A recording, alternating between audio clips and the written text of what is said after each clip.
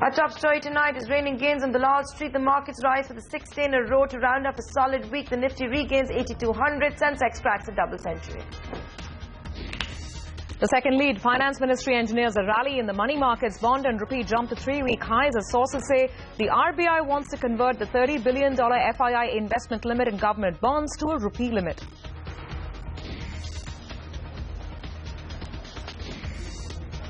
Chinese stocks see the worst week in 7 years on rising fears of a bubble. The Greeks pull out over 1 billion euros from the banking system in a single day on fears of a default. On Wall Street, traders take a breather after Thursday's smart rally. In other headlines, on day 3 of the Finance Minister's India roadshow in the US, India Inc. throw their weight behind the hard sell, applaud the government's measures to improve the ease of doing business, but admits that a lot more needs to be done. Imagine 1 crore people shopping 100,000 each every year from our stores can get us to 100,000 crores. The Future Group embarks on a mammoth mission of quadrupling revenues to 1 lakh crore rupees by 2021. Kishore Biani bets on his own brands, a massive expansion drive and aggressive debt reduction. That's a CNBC TV 8 exclusive. The Supreme Court tells Subrata Roy to pay up if he wants to get out of jail. Says he has 18 months from his release date to pay SEBI 36,000 crore rupees, even as it accepts Sahara's bank guarantee proposal. Attorney General Mukul Rohde paves the way for Sun TV to renew its licenses, tells the INB Ministry the Home Ministry's decision to deny the company security clearances is incorrect. It's raining deals in the real estate space. Shapoorji Pallonji Group sells its Chennai IT park to a Canadian pension fund. And Indiabulls real estate fund gets ready to raise $250 million to create a $1 billion platform. Italian superbike king Ducati rides into India in style. Formally commences operations by putting its Scrambler series on sale. Plans to ramp up its stable to 10 models by the end of 2015. A special dose of tech toys where we take a closer look at the alphabet soup Samsung's unleashed on the Indian tablet market.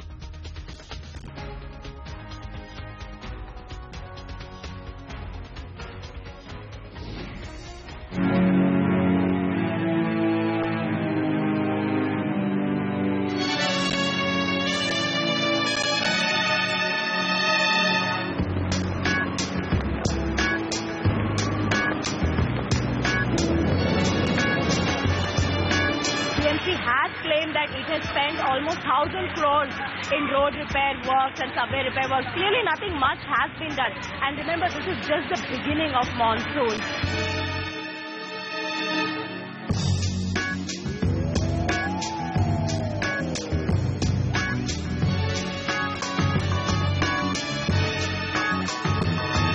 So where are Chedin?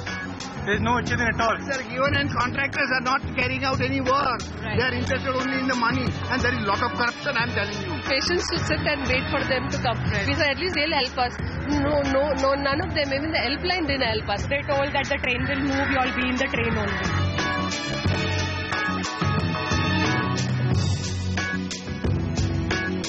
पानी बाहर निकालने के लिए कुछ pumping station तैयार किए, कुछ और पंपिंग स्टेशन का काम अभी जोरों से हाथ में लिया हुआ है और इन पंपिंग स्टेशन का काम जैसे ही कंप्लीट होगा तो ये सिचुएशन हैंडल हो पाएगी.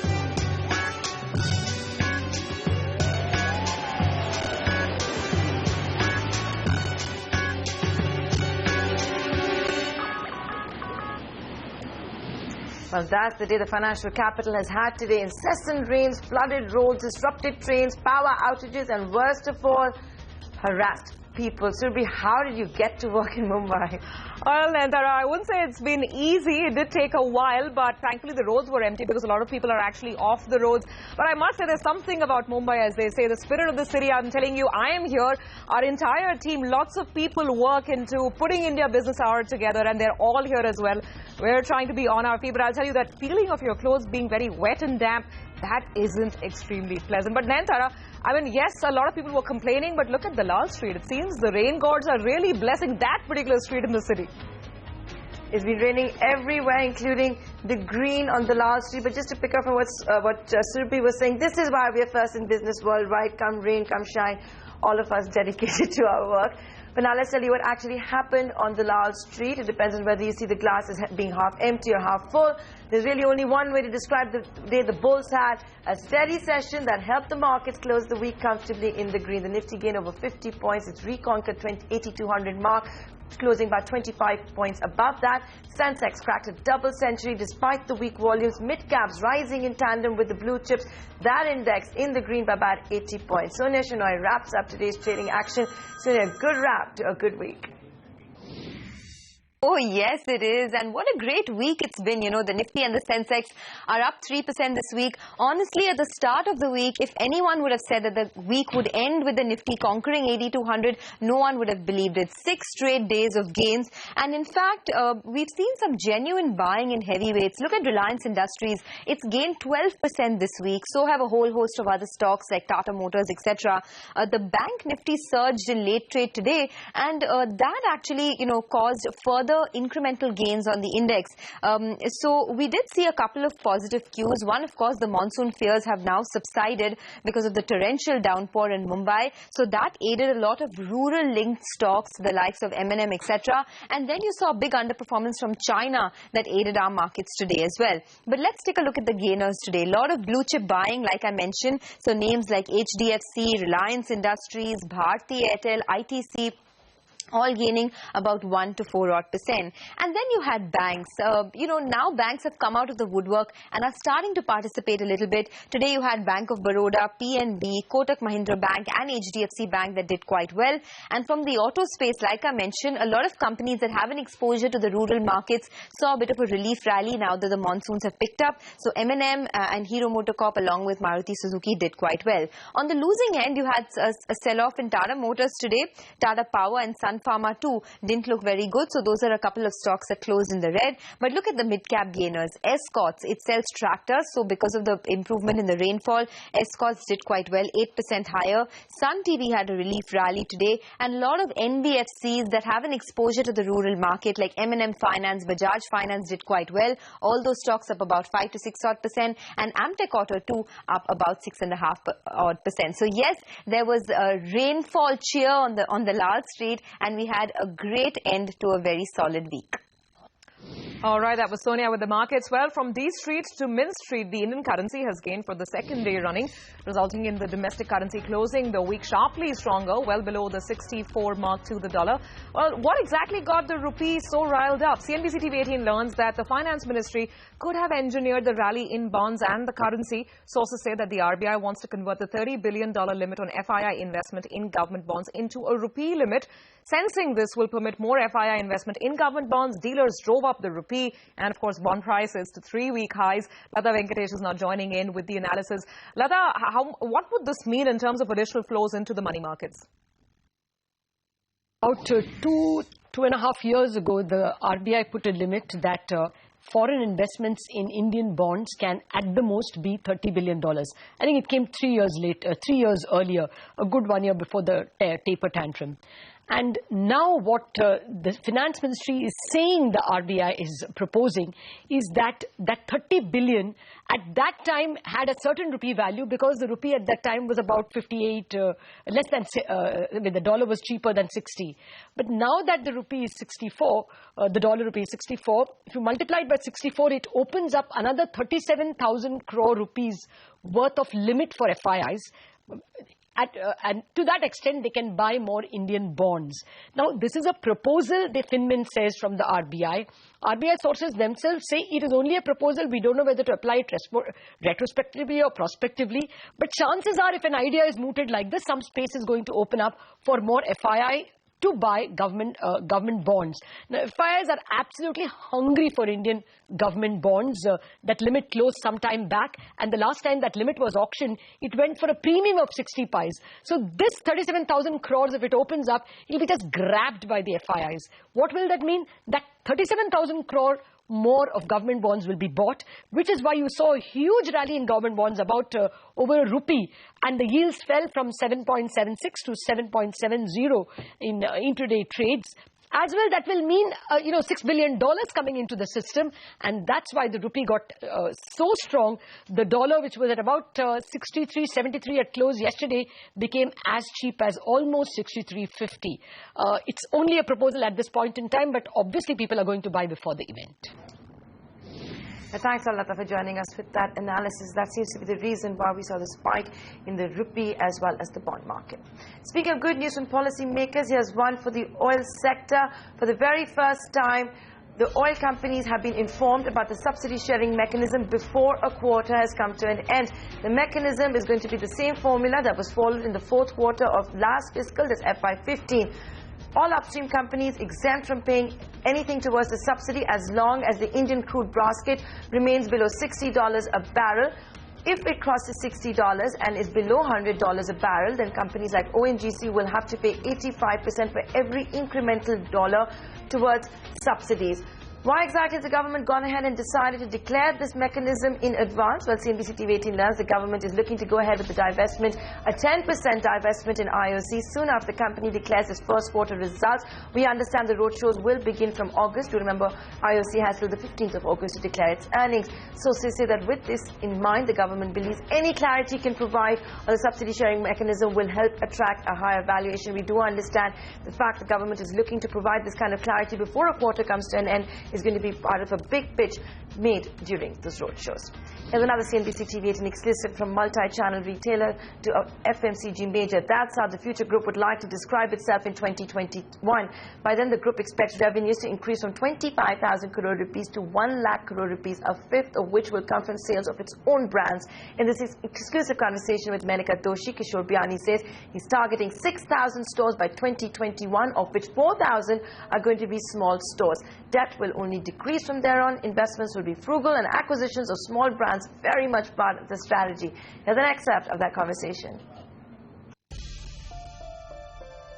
We created a whole fashion business, and 90-95% of our business on fashion comes in our retail stores are our own brands. We want to do a similar thing in the food business, wherein we want 70% of the produce which we sell has to be our own produce. The private labels.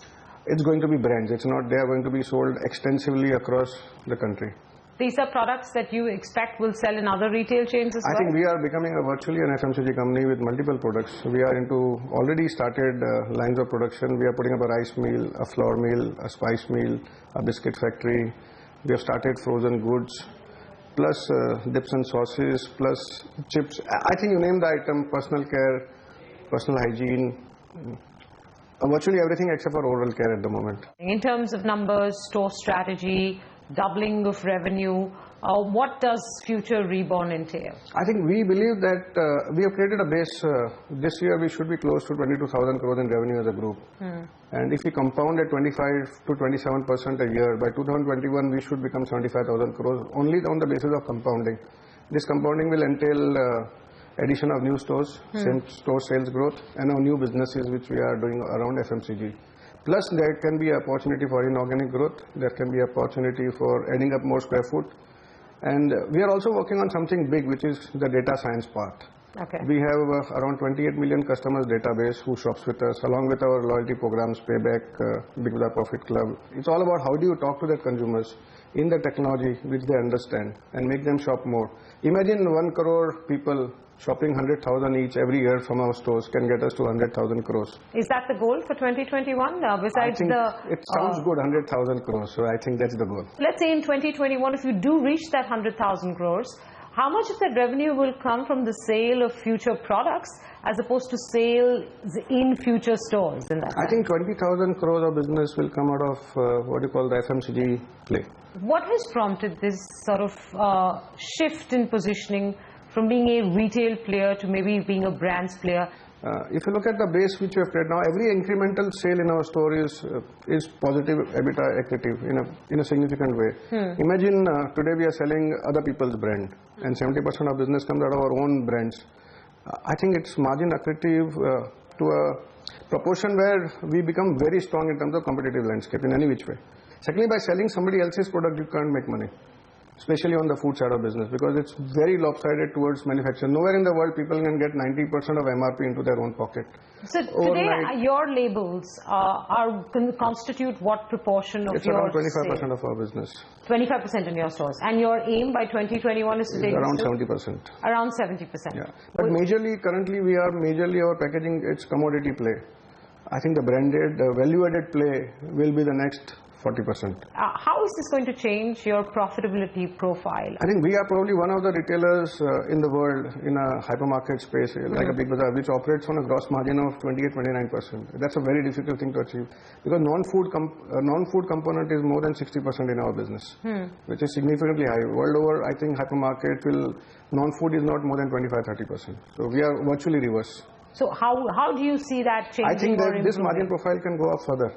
It can go up another 3-4 percentage points. What is the store expansion plan, if I may ask, keeping in mind your consolidation with Bharti Retail and keeping in mind your plan to reposition and grow to, 100,000 crores in 2021? We are markets now. Right. We should be touching 350 by 2021. This year we are adding up another 30 hypermarkets. And in terms of, we have small stores, we have around 500.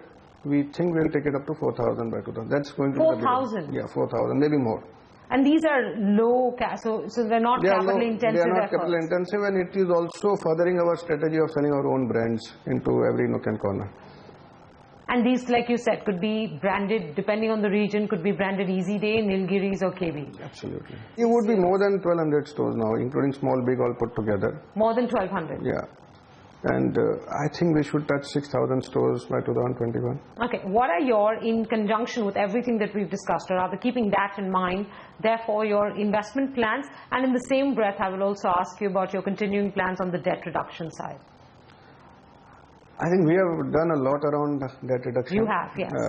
And so the retail company will have hardly a debt of 1,200 crores. I understand that. Only working capital levels would be more than 1,000 plus. So that should be quite comfortable. Sure, but I mean, you may redistribute the debt, but the debt isn't going away. But the company also has multiple investments which will be sold off to working on the debt, and they are getting service through the rental which they get. So I think we have a solution now.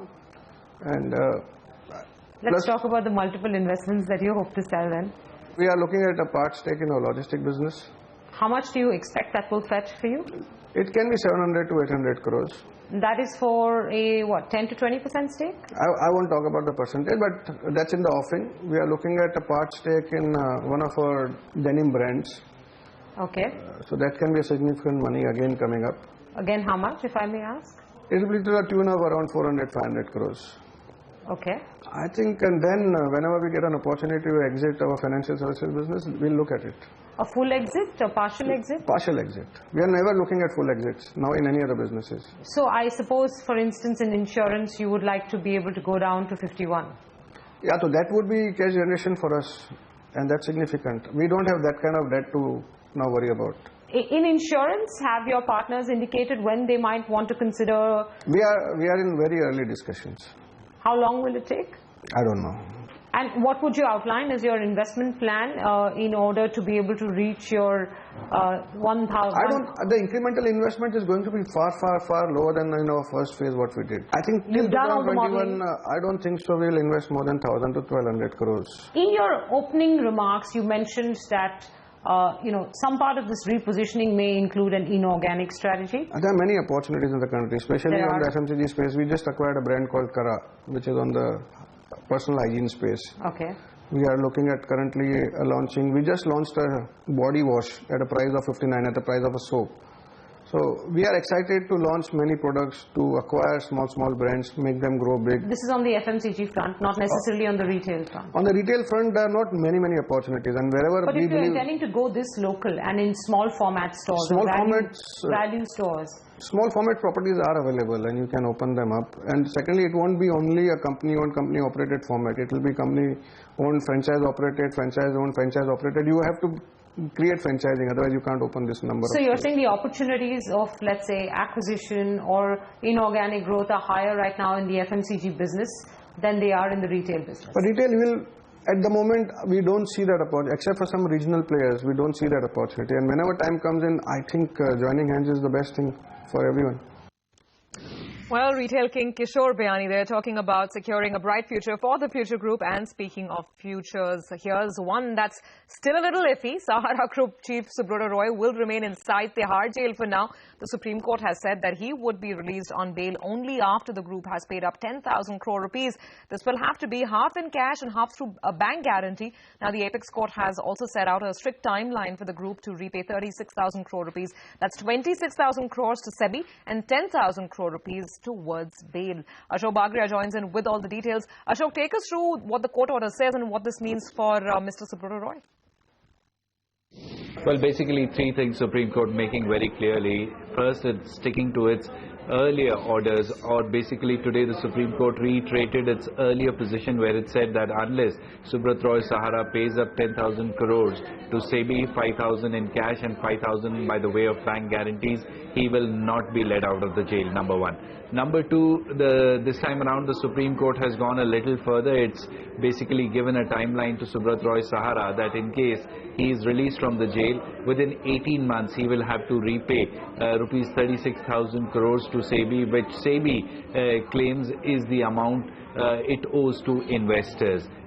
Supreme Court says within 18 months and 9 installments this amount has to be paid. In case there is a default in making payments of 3 installments, Subrata Roy Sahara will have to surrender again. But there is an interesting twist to this story now. The fact of the matter is that on an earlier, about a month back, the Sahara Group had approached the Supreme Court saying that they had managed to secure a bank guarantee of 5,000 crore from bankers. But however, today it turned out that when Supreme Court gave a clearance to the format of the bank guarantee, the lawyers of Subrata Roy Sahara pointed out to the court that the bank which had agreed to give a bank guarantee had backed out. So now matters are back to square one from where it all started. Subrata Roy Sahara is behind bars, will continue to be so until and unless he pays up 10,000 crores. Yeah, that's serious money that we're talking about there. Well, Ashok, before we let you go, you're also following another very important story that you've been tracking. So let's talk about that. Sun TV's bid for a license renewal. Now, it seems to be a big breather for the television network. The Attorney General of India has learned to have told the INB Ministry that the Home Ministry's decision to not renew the license may be incorrect. Do take us through those developments. We saw what that did to the Sun TV stock today. What lies at the root of this controversy is the difference of opinion between the Ministry of Home Affairs and the Ministry of Information and Broadcasting. Now the Ministry of Home Affairs says that because of security concerns, the Sun television network cannot be given new licenses, to which the Ministry of Information and Broadcasting asked for a legal opinion from the Attorney General. The Attorney General today gave its opinion to the INB Ministry, wherein it has stated, wherein the AG has stated that the stand of the MHA is incorrect and the licenses should be given. Prima facie, it looks like the Attorney General's reasoning seems to be motivated by the fact that on an earlier occasion, the radio licenses to the Sun network were refused, but when the Sun network went to the Madras High Court, the Madras High Court stepped in and gave them interim relief, and the interim relief continues. So probably looks like that this could be one of the reasons why the Attorney General seems to have taken a view or given a legal opinion which says that the MHA's position is incorrect. But however, now the ball is back in the Government of India's court after the Attorney General's opinion. Probably we see that INB Ministry will be pushing this case quickly and seeking once again the licenses for the Sun TV network. So it does seem like that Mukul Rohtgi has agreed with the INB Ministry's views that security is not an issue and Sun TV's licenses should be renewed. Thanks a lot, Ashok, for joining us with both of those stories.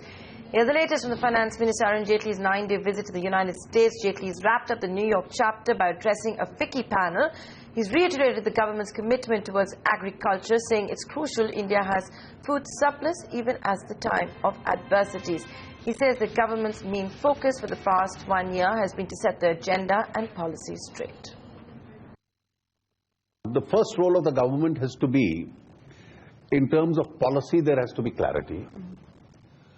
As a part of policy, the government doesn't now enter into new businesses. There are sectors where the government has been consciously withdrawing as far as its own business activities are concerned. But the government has been almost in every sector encouraging the private sector. Okay, and as the finance minister wraps up his roadshow in New York, CNBC TV 18's Shireen Bhan caught up with some of the big corporate voices of India Inc., all of whom have accompanied Arun Jaitley through his tour in New York. So how convincing was the finance minister, and are foreign investors convinced with his spiel? Well, Rajan Bharti Mittal of Bharti Enterprises and Naina Lal Kidwai of HSBC say that while the government has done quite a bit, it has miles to go before its promises become reality. I think so in the last 1 year, at least the structural reforms are in place. I think it's up to us now to really see what we can do with the government. Government has already kick-started their investments. You heard the finance minister saying that they want to invest in the infrastructure, especially keeping in mind that that will kick-start a whole lot of industries around it. So at least, I would say the groundwork has been done. So it's just not about the Indian side. Of course, India probably needs to be sold a little more, but that will happen over a period of time. And it's not only the job of the finance minister to sell in India, also the states, because a whole lot of work actually happens in the states. So that is kind of a way it will manage. But when you come to the foreign shores, definitely the finance minister has done a great job telling the Indian story. And he's articulated it brilliantly, I have to say, in the last 2 days that we have seen it. The taper tantrums are something which the markets are reflecting a little bit of that volatility, but it's also a given now that it's going to happen very slowly, and it will give many economies, including ours, time to adjust. I'm less worried about what quantitative easing does for us. For us, I think our issues are much more domestic than external, and just kick-starting the economy, getting investment back, and I'm really excited by some of the issues that are looking to be addressed around rail. Well, big voices coming in there. India Inc. in New York along with the finance minister. On that note, we'll wrap up this edition of India Business Hour. Thank you so much for being with us. Have a great weekend. We'll see you with the news and the markets on Monday.